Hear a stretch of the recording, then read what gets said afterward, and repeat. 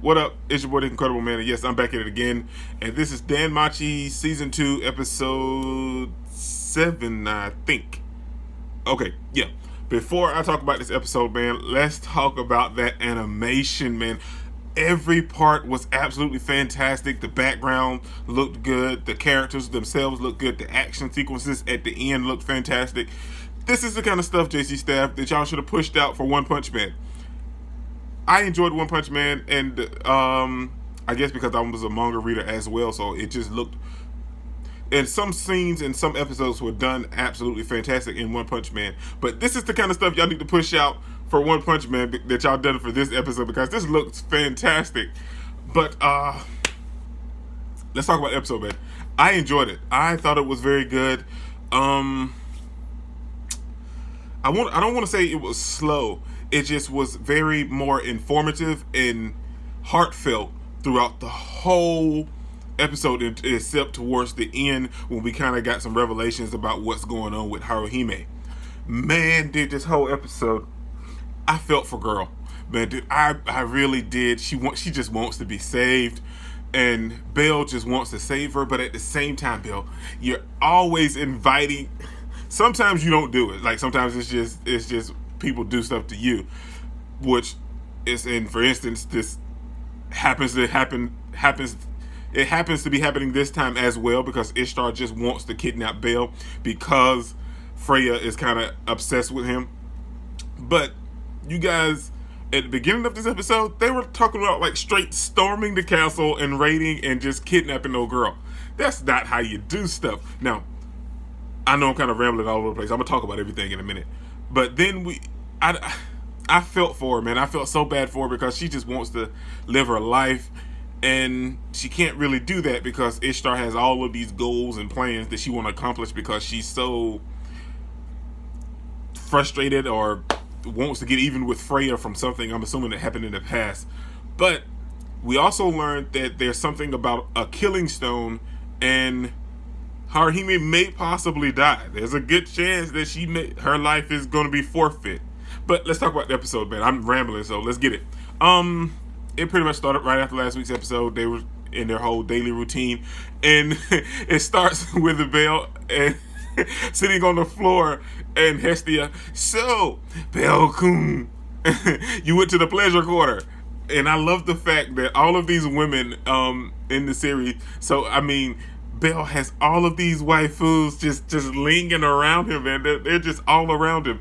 And because we had the chick at the pub, we have Aina-san from the guild, we have Hestia, we have Lily.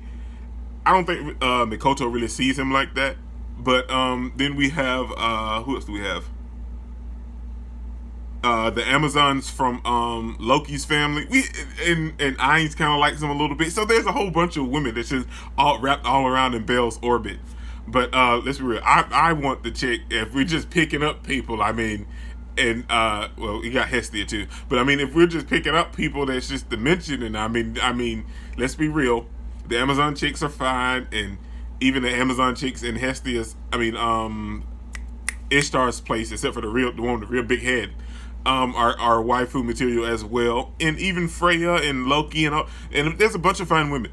But I want the elf chick from the pub. That's if I can have anyone, she's the one that I'm taking.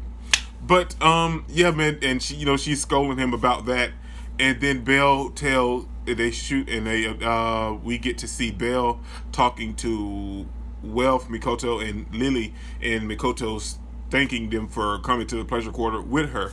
And Bell was like, he's so traumatized because he finally told Mikoto that her friend was the one he had already came in contact with. And he was like, he wants to save her. And Lily was like, I don't think that's a good idea. We would be inviting trouble that doesn't have to happen. And I agree with her mindset of thinking, because we don't need this trouble. We just wrapped up something and got away with it by the skin of our teeth, dude. We really need to kind of rebuild and focus before we can try to take on a big family again. But that's all this episode pretty much was. I mean, it was Bell, contemplating what should he do about Haruhime, and it was we got a nice backstory about Mikoto and Tazumakuchi-san and Haruhime when they were little, and that was a nice infrastructure to build upon Haruhime, for us to feel for her. And it worked. I mean, because we felt for her from last week's episode, but this week's episode kind of really just made us feel more for her because we saw her when she was little, her struggle, her past, and her going through what she's going through now. Then we also see that Aisha's son, which is part of Ishtar's family, the chick is really nice, man. And I think the only reason she's doing what she's doing at the end of this episode is so she can protect her until she finds out a way. And I don't even think she's like really doing, this is me theorizing, but I feel like she's trying to toughen up Bell, or maybe show him something so that way he can maybe stop Ishtar or something, because she seems to be genuinely care for Haruhime. Or she could be looking at it on the other hand as if I get rid of him and kill him, then nobody will really just know what's going on with Bell. So there's two different ways this could go with her.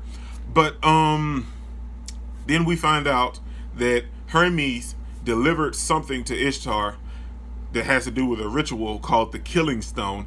And I'm assuming, this is me theorizing, as we learned from this episode, that Haruhime conjures something and it boosts your level above whatever level you're on.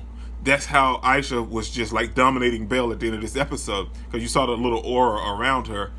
So I'm assuming that she wants to use the Killing Stone to take all of her life force, energy, or power, or whatever, and transfer it to her so she can take on Freya. Because I'm assuming, I don't know Freya. I mean, maybe that's just because that's her nickname, or like from any of the histories or anything mythological or anything like that. I don't know a Freya. So I need more to go on. So, but yeah, maybe she doesn't have enough strength to actually really combat with Freya. So that's what she's using. That's why she's using Haruhime to use the Killing Stone in the ritual to take away her powers.